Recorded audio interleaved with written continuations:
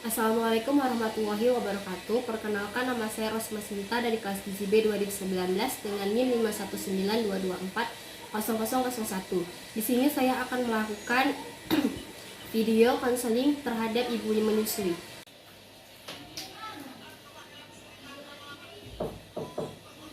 Silakan masuk. Halo, selamat datang. Silakan duduk, Ibu.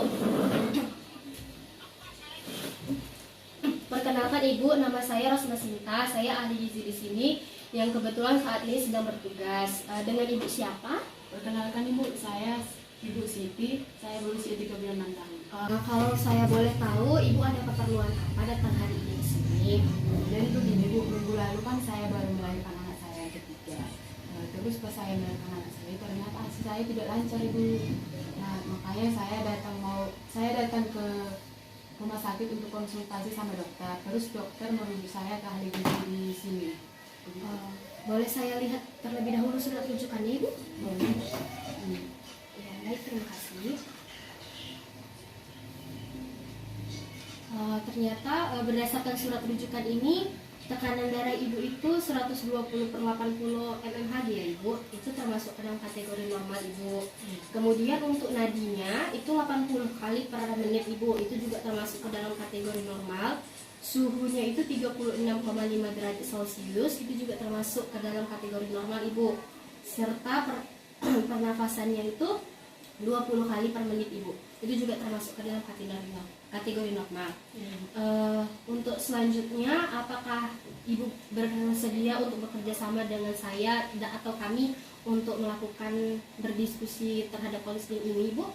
Saya bersedia. Ya, baik. Sebelumnya kita ukur tinggi badan dan berat badan Ibu dulu ya Ibu. Apakah Ibu bersedia? Sedia. Ya, baik, ikut saya ya Ibu. Sini. Baik Ibu, berdasarkan pengukuran kita tadi, berat badan Ibu itu 80 kg ya Ibu, serta tinggi badannya itu 160 cm Ibu. Berdasarkan telah kita ukur tadi, ternyata status gizi Ibu itu obesitas Ibu. Kemungkinan hal ini itu terjadi karena Ibu baru saja mengalami fase kehamilan Ibu. Untuk obesitas itu Bu, apakah berbahaya di kesehatan? Begini Ibu, walaupun berat badan Ibu itu obesitasnya dikarenakan telah baru saja melalui masa fase kehamilan, tetapi obesitas itu tetap berbahaya Ibu untuk kesehatan, dikarenakan kemungkinan dia dapat menyebabkan penumpukan lemak di dalam darah, serta kemudian bisa mengakibatkan stroke, jantung koroner, juga dapat menyebabkan diabetes mellitus Ibu. Bahaya juga ya Bu? Iya Bu, itulah makanya kita itu dianjurkan untuk menjaga pola makan serta untuk meningkatkan aktivitas fisik Ibu. Kalau boleh saya tahu Ibu, pekerjaan Ibu apa ya Ibu? Pekerjaan saya ibu rumah tangga Ibu. Oh, ibu rumah tangga. Biasanya di rumah melakukan aktivitas apa aja Ibu? Mencuci, memasak, sekaligus mengurus anak dan suami saya. Perkiraan aktivitas Ibu itu kira-kira berapa jam ya Ibu? Biasanya sih saya mulai beraktivitasnya itu dari jam 5 pagi sampai jam 12 siang. Berarti perkiraan 7 jam ya Ibu ya. Baik Ibu, terima kasih. Kalau boleh saya tahu, biasa konsumsi Ibu itu makannya seperti apa ya Ibu? Konsumsi saya sih biasa konsumsi makanan seperti biasanya ada nasi ikan, tapi saya tidak menyukai sayur Bu, apalagi sayur yang berwarna hijau. Karena kalau saya mengonsumsi sayur itu biasanya saya langsung mual. Begitu ya Ibu. Dengan maaf sebelumnya Ibu jika pertanyaan saya sedikit sensitif. Apakah Ibu sebelumnya pernah mengkonsumsi pil kontrasepsi seperti pil KB atau misalnya pernah menggunakan alat kontrasepsi Ibu? Pernah Bu, saya menggunakan yang IUD. Oh, alat kontrasepsi IUD ya Ibu. Dia menggunakan yang non hormonal atau yang hormonal Ibu? Yang hormonal. Oh, baik, seperti itu. Baik Ibu, karena tadi Ibu berkata bahwasannya Ibu itu menggunakan alat kontrasepsi IUD yang hormonal. Berdasarkan yang saya ketahui, dia alat kontrasepsi itu dapat mempengaruhi ASI Ibu yang sehingga tidak lancar Ibu. Tahu itu bagaimana ya Bu agar ASI-nya tetap lancar? Baik Ibu, di sini akan saya jelaskan tentang asupan yang diperlukan untuk selama kehamilan Ibu.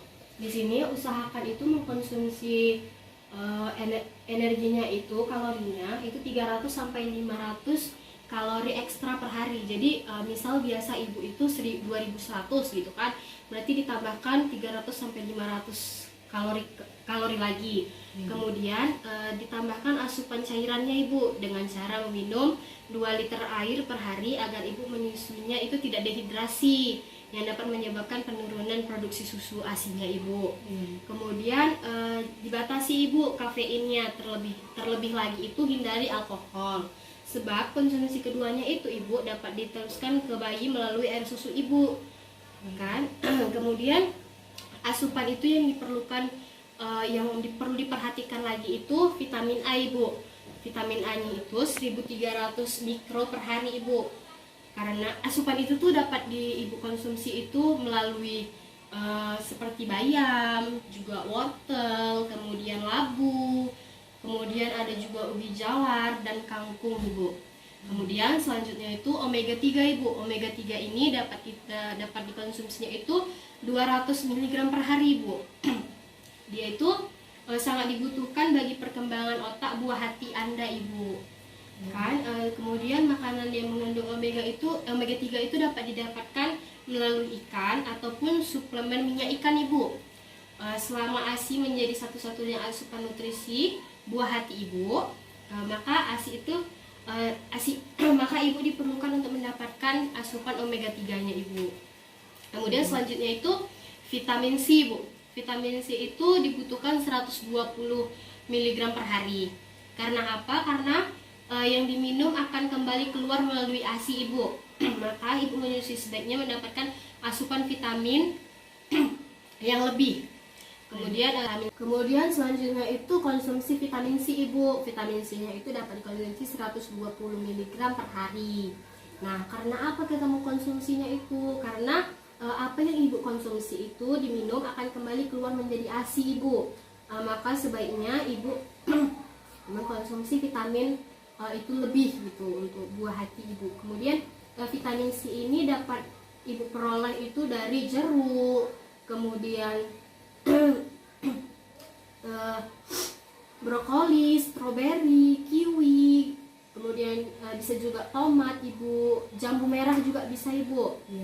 Ya, ini kemudian makanan itu ini ada panduan makanan untuk ibu menyusui ibu. Kan kita itu makanan itu memerlukan makanan yang berprotein itu 2-3 kali per hari ibu. Kemudian makanannya itu 3 porsi untuk sayurannya ya ibu setiap hari. Kemudian makanannya itu juga diperlukan buah ibu per hari. Itu dapat seperti 2 porsi buah per hari. Kemudian sertakan juga untuk biji-bijian ya ibu. Kemudian banyak minum air tadi seperti tadi. Kemudian jika bayi ibu itu sering kembung atau diare, ibu dapat meningkatkan makanan tertentu yang dapat menghindari makanan tertentu seperti yang membuat kembung ibu, seperti yang bergas gitu ya ibu ya. Ini untuk jenis pilihan makanannya itu ada beberapa ibu, ada seperti ikan salmon, kemudian rumput laut, kerang, sarden gitu. Kemudian perlu juga untuk konsumsi dagingnya ibu ya.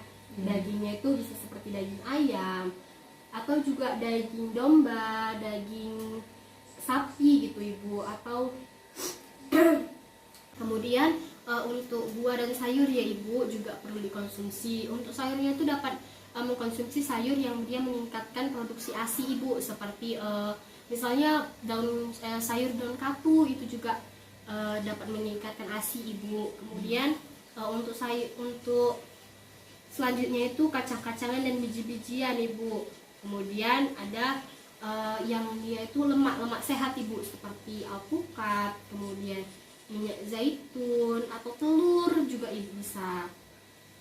Makanan lainnya itu diperlukan juga untuk dia itu protein nabati ibu. Ibu bisa konsumsi tempe atau tahu untuk protein nabati ya ibu. Selain asupan makan ibu juga diperlukan untuk aktivitas fisik ibu. Karena kan tadi status gizi ibu itu obesitas ya, jadi diperlukan untuk aktivitas fisik yang lebih. Ibu bisa melakukan olahraga ya ibu untuk meningkatkan aktivitas fisik ibu. Selain ibu bekerja di rumah ibu, selain mengurus anak, mengurus suami, mengurus rumah ya ibu ya. Bagaimana ibu, apakah penjelasan saya tadi dapat diterapkan? Cukup sulit ternyata ya Bu, apalagi untuk mengonsumsi sayur, karena saya juga orangnya tidak suka apalagi sayur yang berwarna hijau. Tapi nanti bisa dicoba. Tidak sulit kok ibu. Ibu dapat mencobanya perlahan-lahan. Untuk sayuran mungkin ibu bisa mulainya dengan yang sayur yang tidak berwarna hijau, karena kan tadi ibu bilangnya untuk sayur warna hijau itu kan dia dapat membuat ibu mual ya.